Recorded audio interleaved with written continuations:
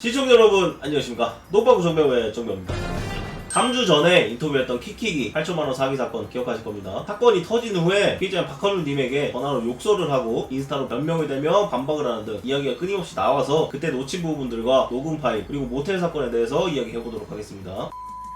공론화가 된 이후에 카톡으로 자살 협박을 하더라고요. 카톡 내용인데 자필로 사과문 써서 보내줄게, 그리고 유서도 같이 웬만하면 살려고 했는데 도저히 그럴 수가 없는 멘탈이다, 이게 나한테 죄값 치르는 것 같아, 이번에 자살 왜 했지, 누가 신고했어, 네가 했지, 자살 이렇게 많이 하는데 자살 못할 거 같냐, 이번엔 자살할게요, 박한울님 덕분에 매장 당에서 떨어져 뒤지겠습니다, 이걸로 올리세요, 반성을 하니까 협박만 하루 종일 하네, 이런 내용이 많던데 대체 왜 이러시는 걸까요? 누가 보면 키키님이 피해자인 줄 알겠습니다. 사과문도 유서도 제가 쓰라고 한 게 아니라 자기가 먼저 전화가 와서 이러겠다, 그리고 자살도 하겠다, 그게 죄값 치르는 거다라고 말하면서 하겠다라고 해서 제가 예전부터 자살하지 말라 하지 않았냐라고 얘기를 했는데 그런 걸로 너무 오해하시는 분들이 많더라고요. 절대 아니고요. 제가 이 사건 터지고 안 그래도 힘든데 최근까지도 자살 협박도 하나 힘들었습니다. 제가 전에 왔을 때 2부 반박 영상까지 찍고 갔는데 얘가 진짜로 자살할까봐 저희가 그것도 업로드하지 않고 있었는데 합의해줄 생각 없다고 글 쓰자마자 태도가 싹 바뀌더라고요. 얘가 저한테 사과했던 내용과는 다르게 거짓된 내용들로 자기 방송국에 변명글 써놨죠. 자기는 친 게 맞는데 본인도 피해자다, 전 남친한테 당했다, 박한울은 이런 부분이 쓰레기다 라는 내용이었는데 저한테 사과를 제대로 한다고 해놓고 왜 또 거짓말하고 다니냐, 정신 좀 차리라고 하니까 제 카톡 차단하고 연락을 안 받더라고요. 그러고 나서 추가적으로 제 욕을 더 하면서 다니고 자기 주변 사람들한테는 나 깜빵 절대 안 가니까 걱정 마, 이런 뉘앙스로 얘기한 것 같은 그런 증거들도 사실 있어요. 그거 보고 저는 더 충격받았죠. 키킹님이 좀 억울한 게 있나 봅니다. 계속 똑같은 주장을 하시던데 이것도 여러 번 반복이 됐죠. 첫 번째는 나는 박한울과 정식으로 사귄 적이 없다. 두 번째는 진심으로 사과해도 박한울이 안 받아준다라는 내용이더라고요. 수도 없이 사과를 해도 그쪽에선 진심이 안 느껴진다고 했었고 뭘 해도 안 될 것 같고 씻을 수 없는 죄를 저지른 게 맞기 때문에 사과를 했다고 하는데 사실 이거는 다들 모르실 거예요. 남자 BJ와 바람피고 모텔도 가고 이렇게 박한울님에게 속이는 부분도 많고 그래서 한울님이 실망도 많이 하시고 고소를 했던 거고 이게 제일 큰 이유 아니었나요? 첫 번째 질문이 사귄 걸 부정한 거기 때문에 그것부터 말씀을 드리면 전부터 계속 말씀드렸듯이 법적으로 연인 관계를 증명할 수 있는 건 혼인신고밖에 없어요. 그래서 이런 일이 발생했을 때 둘의 사이를 확인하는 건 정황으로 그 관계를 파악하는데 제가 가진 증거들 그리고 본인이 인정했던 것들 엄청 많은데 무슨 깡으로 강영주가 저러고 있는지 모르겠고요. 그 다음에 유튜브나 제 게시판에는 법적인 문제 때문에 증거들을 올리지 못하는 것이지 사귄 거는 맞다고 생각이 되거든요. 자료들을 이제 정배우님은 어느 정도 보셨는데 혹시 어떻게 생각하시나요? 사실 근데 중요한 건 아니죠. 네, 중요한 건 아닌데 이걸 강영주가 계속 얘기하는 거 보니까 전 너무 강조를 해가지고 어이가 네. 없을 정도로 시청자분들이 보면서 그거에 대한 또 지적을 많이 하더라고요. 사기 친 게 중요한 거지 어쨌든 뭐 할 거 다 했고 사귄 게 맞아 보이긴 한데 그걸로 욕을 많이 하시던데 스킨십 이런 것도 끝까지 갖고 용돈 받아가고 그런 거 보면은 그렇다고 또 이게 정상적인 그냥 썸 관계라고 하기도 애매해요. 다 오픈을 못하니까 답답한 부분이 많을 텐데 제가 오픈 못하는 것도 있고 이게 가장 중요한 핀트가 아니기 때문에 더 오픈을 안 하는 것도 있어요. 내가 사귄 거 입증하면 뭐가 돼요? 여기서 얘 형량이 달라지거나 그런 건 없어요. 법정에서 그냥 판결만 받으면 되니까. 뭘 말하고 싶은 건지 모르겠더라고요.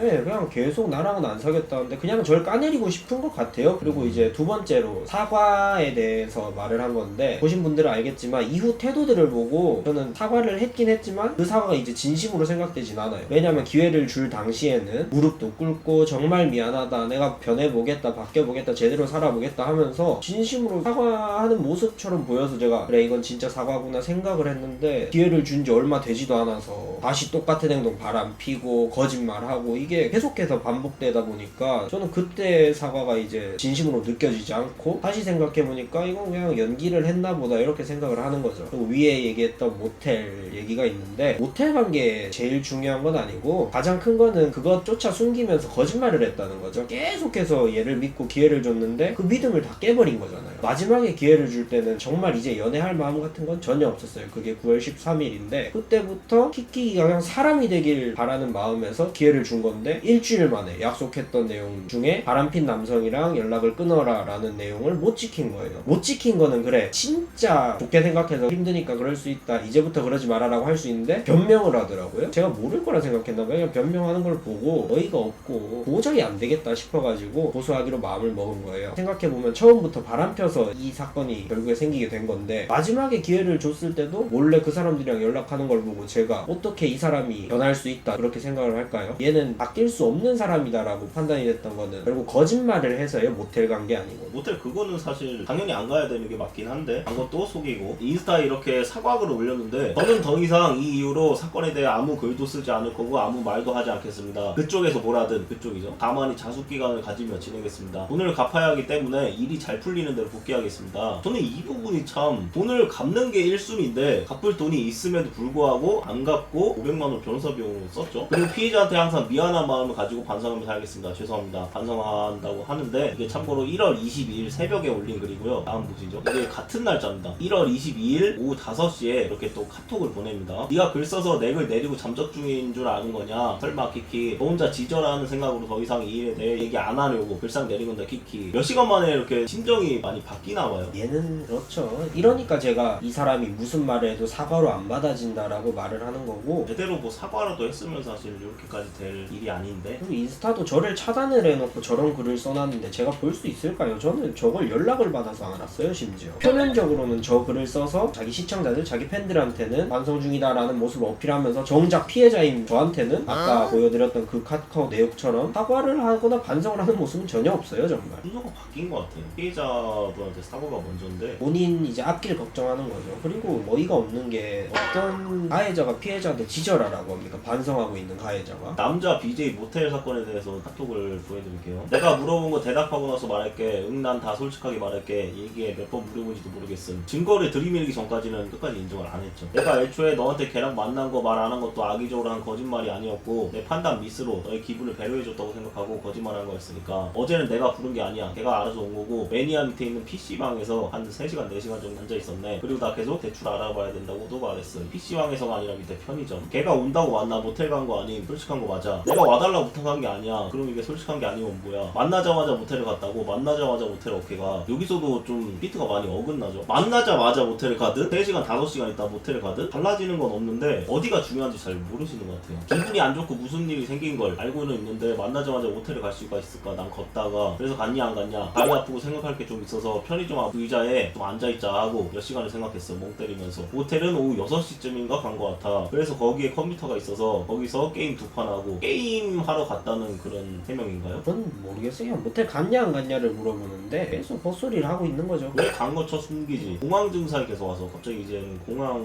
얘기가 나오고 약 먹고 잤어. 약 먹고 잤다라고 하는데, 그 약이 본인이 얘기했던 성욕이 막 올라가는 그 약인데, 그런 약을 아무 남자가 옆에 있는데 먹고 잔다고요? 또 이상하죠. 만나자마자 가지를 않았다니까. 편의점 앞 의자에서 몇 시간 앉아있다가 간 거라니까. 나 말할 생각이었는데 모텔 갔다는 걸 남자친구한테 말할 생각이었다라는 거죠. 근데 이걸 말할 수가 있나요? 이게 뭔 얘기인지 모르겠는데? 사실은 이해가 안 돼요. 그게 무슨 상관인지 알려주라. 모텔 존나 싫다며 집을 쳐가야지. 네가 뭘 했는지 말해달라며. 왜 모텔로 쳐기어가? 다 말해달라 해서 말한 건데 왜 갔냐고. 걔도 같이 있었던 거 아님? 나한테 모텔 PTSD 온다고 갔다고 하던 새끼가 자발적으로 그냥 가네. 제가 어떻게 이해해야 하나요? 이게 어떤 남자 BJ하고 모텔 가고 속이고 그런 내용이죠. 네. 이때 당시에는 어땠나요? 제가 알고 있으니까 제가 먼저 얘기를 하면 뒤늦게 얘기하는 그런 거였죠. 애초에 이 남자 BJ를 만난 것도 제가 먼저 얘기를 해서 밝힌 거예요. 얘는 얘기할 생각이 전혀 없었던 거죠. 위에 나와 있듯이 이 기분을 배려해서 만난 걸 숨겼다라고 하는데, 상황을 조금 설명을 드리면은, 얘가 이제 방송 복귀를 해야 되니 바쁘니까 이번 주는 오지 마라 라고 저한테 말을 해놓고 이 BJ를 만난 거예요. 그러니까 숨긴 건데 저런 식으로 포장을 하고 있는 거죠.